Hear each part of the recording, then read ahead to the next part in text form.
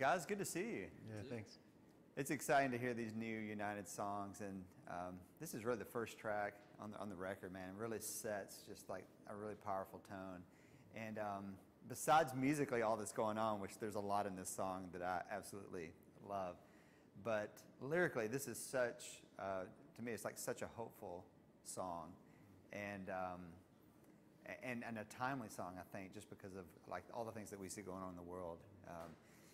That we have a choice to either look at it in all of a negative way, or there's a choice to say, hey, you know what? There's, even in the midst of like the sadness, like, there's God's doing incredible things, and that's what it reminds me of when I hear this song. But start with you, Joel. Talk a little bit about this song and just the ideas behind it.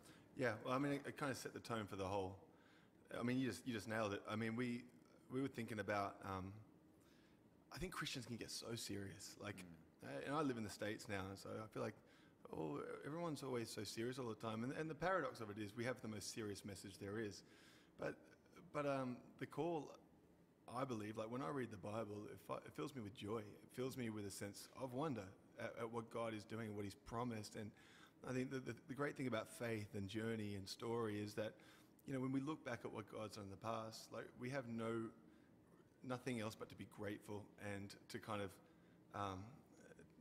live in that joy that we know we've found the confidence that God is doing what He said He's going to do. He always has through all the time, and looking forward, that shouldn't change. And I think the real call for us here and now, and it's what we felt called this album really wanted to be, was just to kind of live in that childlike expectation and faith. And I got a 3.5-year-old son, you know, and the way he looks at the world and the way I think about him has taught me so much just about how I believe God looks at us.